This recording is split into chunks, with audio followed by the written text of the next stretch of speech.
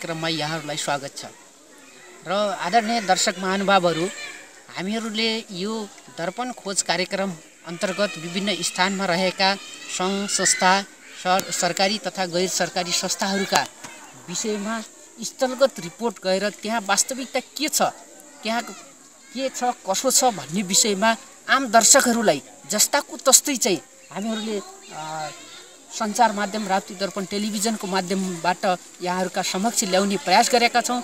यसै सिलसिलामा आज हामी घोराई उपमहानगरपालिका वडा नम्बर 2 मा रहेको चाक्ली घाट भन्ने चाहिँ ठाउँमा रहेको यो आधारभूत विद्यालय जुन छ चाक्ली घाट छ, यसको यो विद्यालय परिवारमा र यो विद्यालयमा खास वास्तविकता के छ भन्ने उद्देश्यका साथ आज हामी यो घोराई 2 को चाक्ली घाट भन्ने स्थानमा हामी आएका छौँ र यो विद्यालयको बारेमा सत्य तथ्यहरू सार्वजनिक गर्ने क्रममा यस विद्यालयका प्रधान अध्यापकलाई समेत निम्ताएका छौँ र हामी उहाँको कार्यालय कक्षभित्र चाहिँ छिर्दैछौँ। के छ त यहाँको वास्तविकता, यो जस्ताको तस्तै हामीहरूले पटक गर्ने विषयमा हामीहरू कति पनि कन्जुसाइ गर्ने छैनौँ।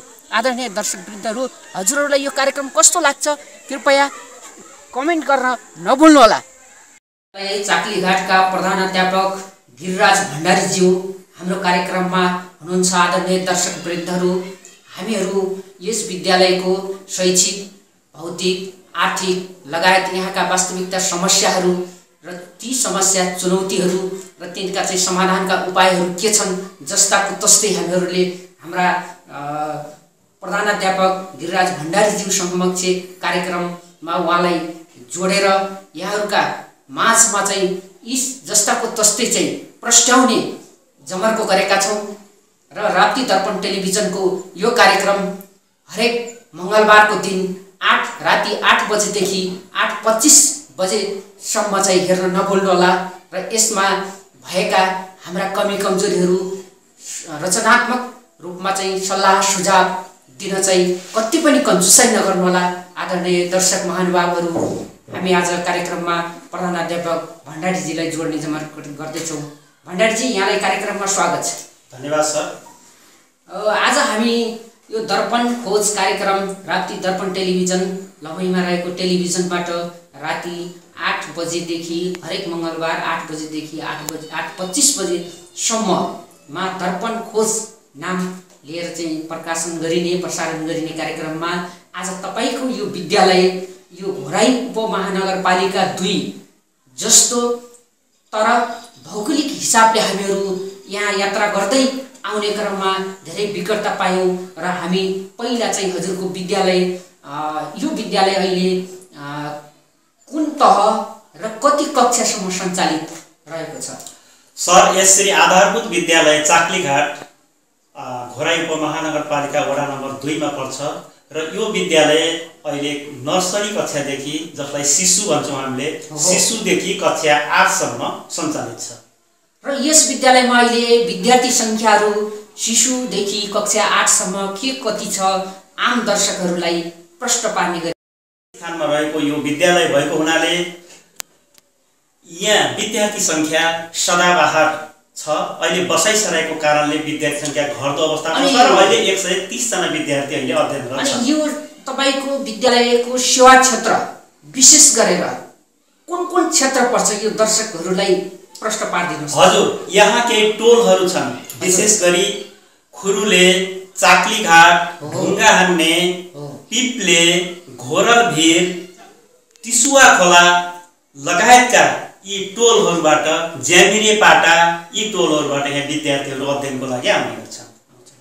र अहिले हाम्रो चाहिँ ठ्याक्कै यो घरधुरी सङ्ख्या, सेवा क्षेत्रभित्र रहेका अभिभावकज्यूहरू भनौँ, उहाँहरू चाहिँ बस्तीको घर सङ्ख्या ट्याक्कै बताइदिन सक्नुहुन्छ? सर, हामीसँग भएको डाटा अनुसार अहिले 200 घरधुरी यी टोलहरूभित्र पर्छ र त्यहाँका बालबालिकाहरू यहाँ अध्ययनरत छन्। अनि तपाईँले भन्नुभयो र यहाँबाट बसाइसराई गरेर अन्यत्र जाने जस्तो पनि अलिकति कुराहरू लिनुभयो। वास्तवमा यो स्थान यति रमणीय स्थल छ, तर शान्त वातावरण रहेको रहेछ, हामीहरूले पनि देख्यौँ। तर यो स्थानबाट बसाइसराई गरेर अन्यत्र जानुको चाहिँ यहाँको बासिन्दाको मुख्य समस्या के? धन्यवाद सर। सरले बडो महत्त्वपूर्ण प्रश्न मलाई गरिराख्नु भएको छ। यहाँको मुख्य एउटा समस्या भनेको बसाइसराईको यहाँ खानेपानीको समस्या छ जनतालाई। यहाँ यातायातको सुविधा छैन, पैदल हिँड्नुपर्ने अवस्था छ। अहिलेसम्म एउटा गाडी मोटरसम्म पनि यहाँको जनताले देख्न पाएका छैनन्।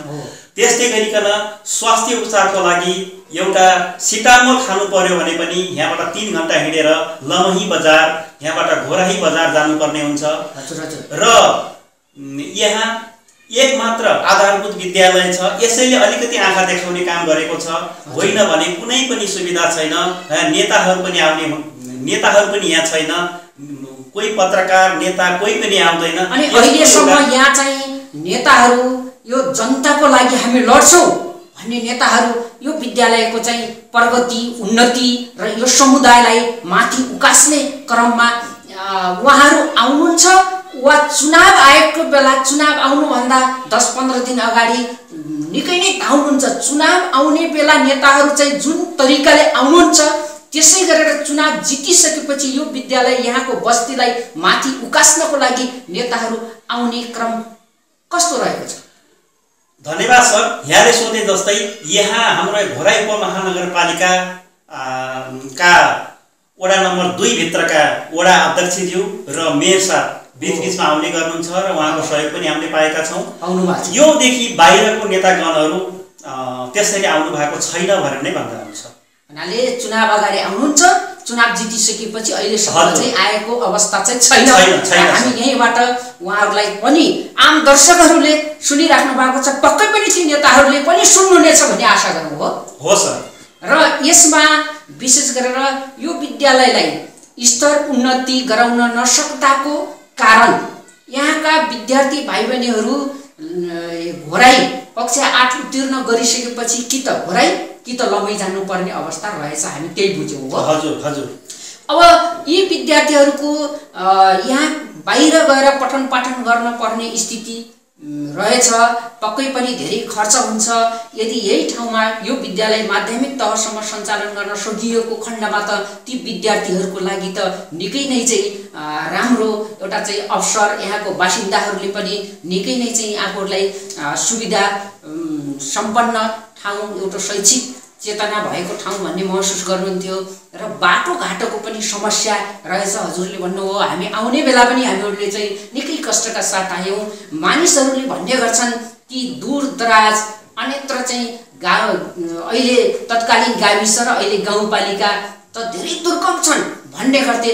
तर आज चाहिँ हामीहरू यो फिल्डमा आउँदा र आउँदै गर्दा र यो विद्यालयको अवलोकन गर्दा र हजुरको कुरा सुन्दा त घोराई उपमहानगरपालिका जस्तो क्षेत्रमा पनि यस्तो दुर्गम ठाउँ रहेछ भन्ने कुरा चाहिँ आम दर्शकहरूले पनि बुझ्न पाउनुभयो र हामीहरूले पनि आम दर्शकलाई बुझाउने चाहिँ कोसिस गर्यौँ।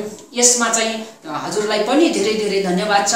र भण्डारीजी यस लगायत यस विद्यालयका जस्तो अहिले कोभिड-19 चलिरहेको बेला विद्यार्थीहरूलाई के कस्तो छ? यहाँ चाहिँ विद्यार्थीहरू कतिको उपस्थित हुने गर्छन्? विद्यार्थीहरू उपस्थित हुन चाहिँ के डराएको अवस्था छ कि छैन? अनि त्यसपछि गएर मास्क, सेनिटाइजर लगायत स्वास्थ्य सामग्री चाहिँ सम्बन्धित निकायले यहाँ प्रदान गरेको अवस्था छ कि छैन? धन्यवाद सर। सरले जो कोभिड-19 को विषयमा प्रश्न उठाउनु भएको छ, हामी यहाँ अहिले आफ्नो तर्फबाट विद्यालयले सेनिटाइजर, साबुन, पानीको व्यवस्था गरेको छ। विद्यार्थीहरूलाई कहीँ कसैले पनि हामीलाई यो सेनिटाइजर भनौँ न मास्कहरू लगायतका सामग्रीहरू उपलब्ध गराउनु भएको छैन। हामी आफै विद्यालयले विद्यार्थीको सुरक्षालाई मध्यनजर गर्दै हामीले उपलब्ध गराएका छौँ। र हाम्रो यहाँ सरले उपस्थितिको कुरा पनि उठाउनु भएको छ। हाम्रो 100% उपस्थिति अहिले भइराखेको छ।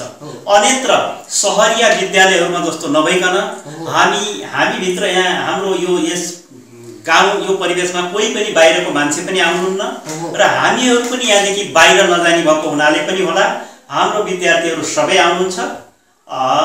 र हाम्रो चाहिँ मैले भनिहालेँ 100% उपस्थितिमा हाम्रो पठन पाठन भइरहेको छ।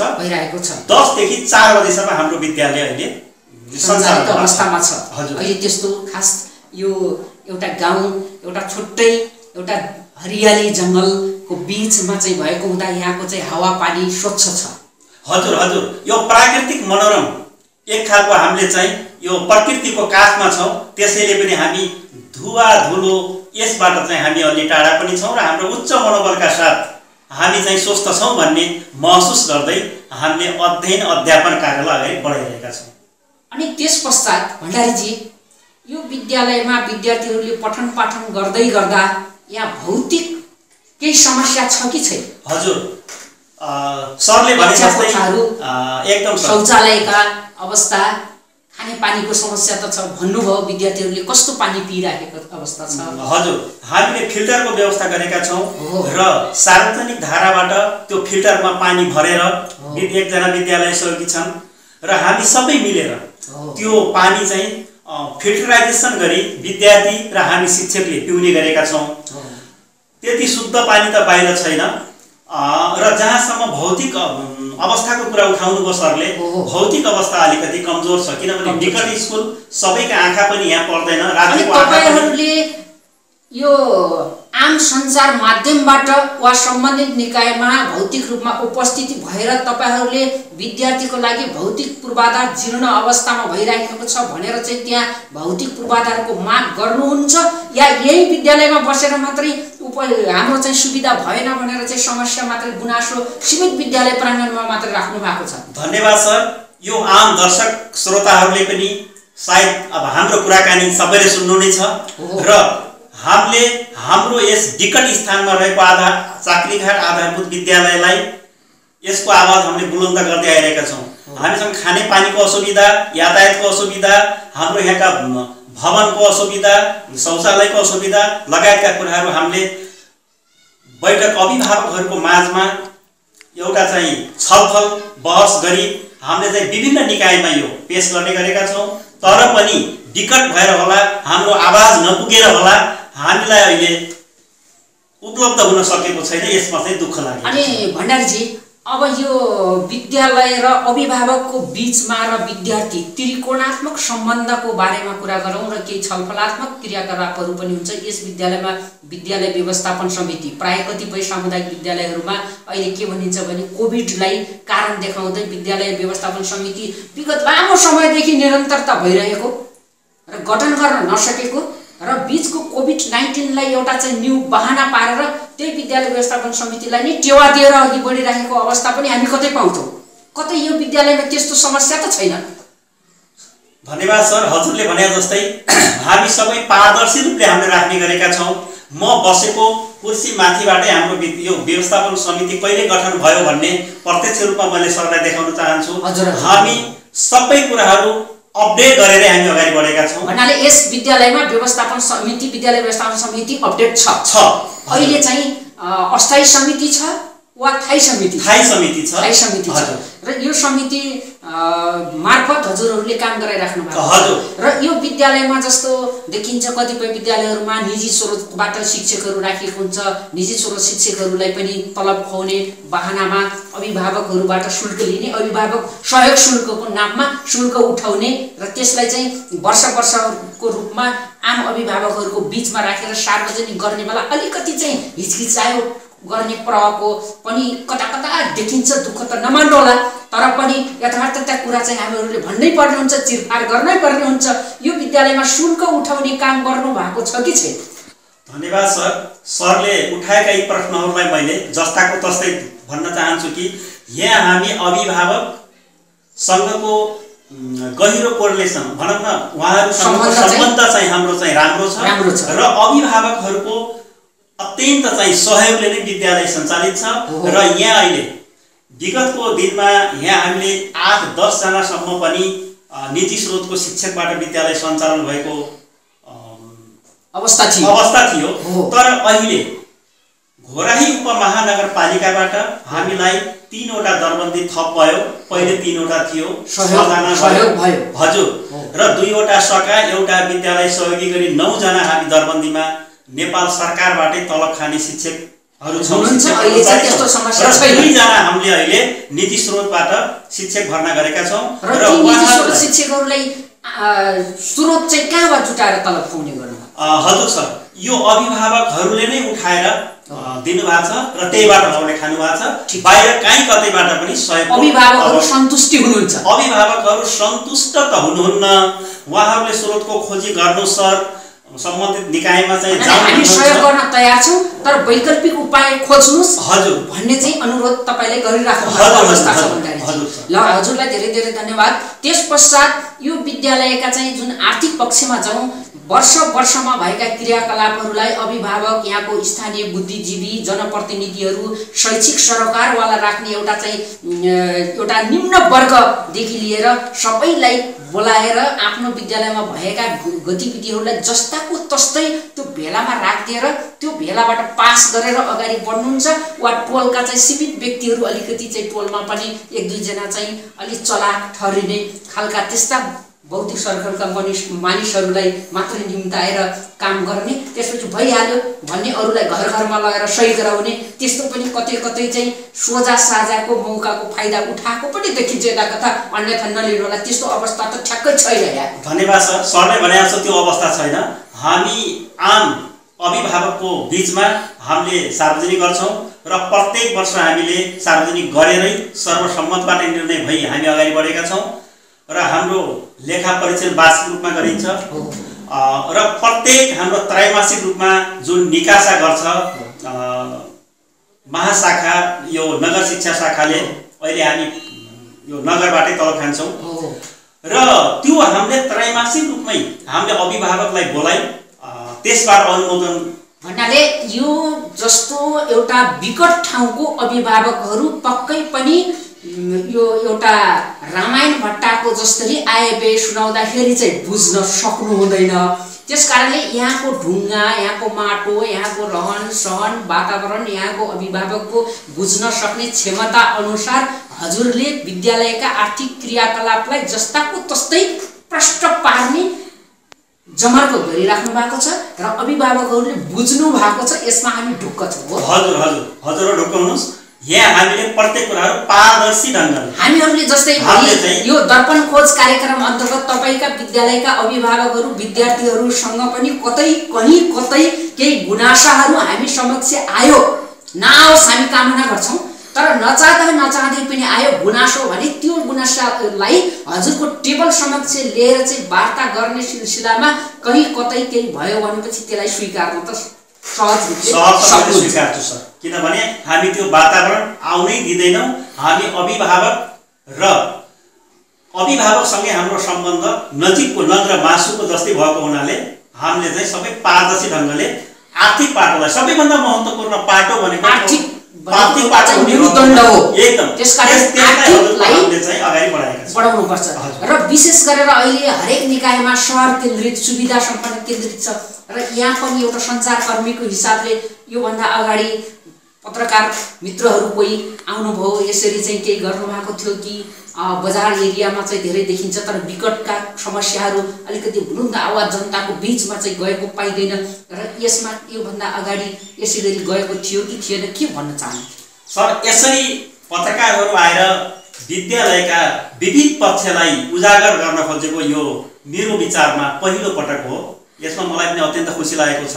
यसरी सरकारको चौथो अङ्ग भनेर चिनिने सञ्चार जगत यस्ता विकट विद्यालयहरूमा पनि आइदिनु भयो, यहाँहरूलाई धेरै धेरै धन्यवाद छ र तपाईँहरू जस्ता व्यक्तित्वहरू यहाँ आएर हामीलाई पनि खोजी नीति गरेर हामीलाई पनि एउटा चाहिँ अझ सचेत बनाउने जुन किसिमको एउटा उद्देश्यका साथ प्रस्तुत हुनुभएको छ, मलाई धेरै खुसी लागेको छ र यो हुनुपर्छ। कतिपय स्थानमा त पत्रकार देखेपछि अलिकति झस्किने जस्तो हैन, अलिकति पत्रकार पनि अलिकति नियम अनुसारका कुरा गर्दै पत्रकार आउँदाखेरि अलिकति चाहिँ झस्केको जस्तो आवाज पनि मलाई महसुस हुन्छ। कतै गलत नगरेको व्यक्ति त पक्कै पनि झस्किँदैन सर। तपाईले त्यस्तो किसिमको महसुस त पक्कै पनि भएको छैन। मलाई डरको फिलिङ कति पनि भएको छैन। म यो किनभने सच्चा काम गरेर बसेको छु। अभिभावकसँग राम्रो उहाँहरूसँग सहकार अभिभावक तपाईको छेउतिना चाहिँ राम्रो भन्नुहुन्छ, तर बाहिर गएर चाहिँ तपाईको गुनासा पोख्नु भएको छैन। अनि दोस्रो कुरा चाहिँ शिक्षक परिवारहरू पनि लाई तपाईले हेड सर भनेपछि सरहरूको पनि हेड अर्थात् टाउको भइसकेपछि अरू चाहिँ टाउकोदेखि तलतिरका अङ्गहरूको रूपमा चाहिँ शिक्षक शिक्षिकाज्यूहरू सबै कर्मचारीहरूलाई लिइन्छ। उहाँहरूलाई पनि सकारात्मक रूपले परिचालन गर्नुभएको छ, उहाँहरू पनि सन्तुष्टि हुनुहुन्छ।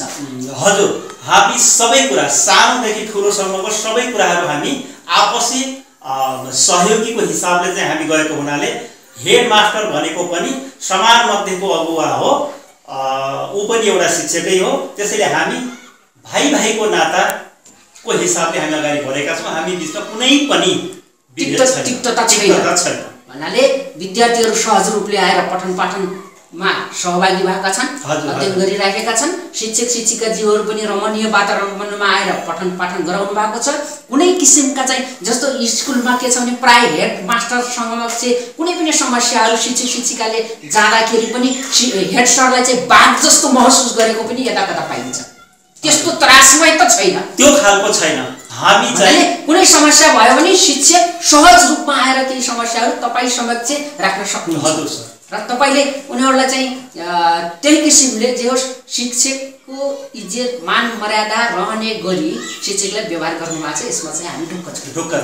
त्यस कारणले आदरणीय दर्शकवृन्दहरू, हामी यो दर्पण खोज राप्ती दर्पण कार्यक्रमको दर्पण खोज कार्यक्रममा यो घोराई उपमहानगरपालिका 2 चाक्लीघाटमा रहेको यो दुर्गम स्थानमा भएको चाहिँ विद्यालयको प्राङ्गणमा आयौँ र यो दृश्य पनि हजुरहरूलाई देखायौँ र चाहिँ हामी विद्यालयको प्रधान अध्यापकको समक्ष अझै पनि छौँ। कृपया हामीहरूले विभिन्न सरकारी गैर सरकारी संस्थाहरू विभिन्न निकायहरूमा भएका चाहिँ खोज तलास गर्ने, चिरफार गर्ने र जनताको पक्षमा चाहिँ हामीहरूले आवाज जस्ताको तस्तै प्रकट गर्ने जमर्को गरेका छौँ। यो राम्रोको लागि हामीहरूले गरेका छौँ। कृपया कतिपय उसमा चाहिँ कोट्टाइदियो झस्काइदियो भन्ने खालका चाहिँ कुराहरू पनि आउँछन्। त्यस्तो नसोचिदिनु होला, किनभनेपछि एउटा नागरिकले सूचना पाउनुपर्छ।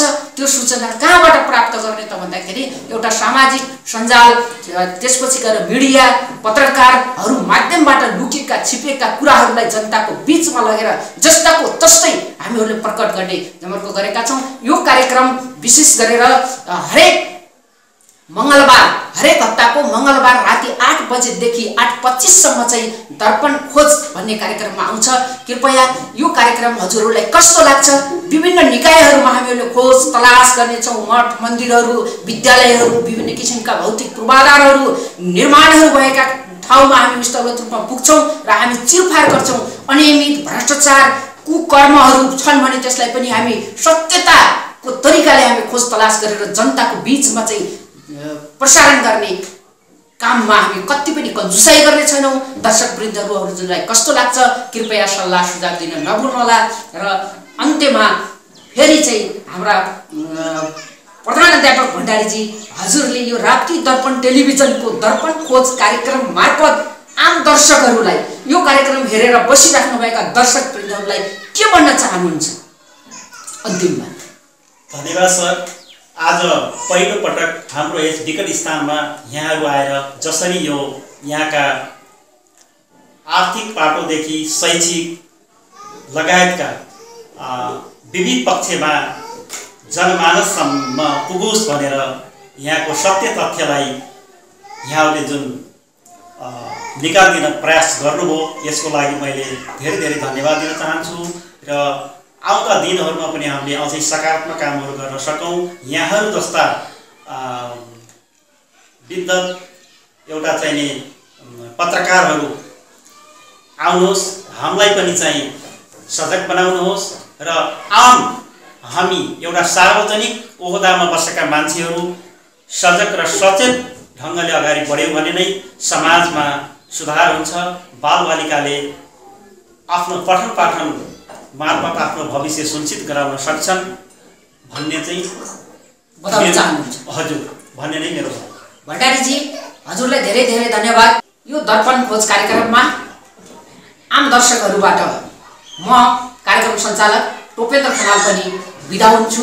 यो कार्यक्रम हजुरलाई कस्तो लाग्छ फेरि पनि म हजुरहरूलाई अनुरोध गर्दै कृपया कमेन्ट गर्न, सुझाव दिन कन्जुसाइ नगर्नुहोला भन्ने अनुरोधका साथ म पनि बिदा हुन्छु। हवस् त, नमस्ते।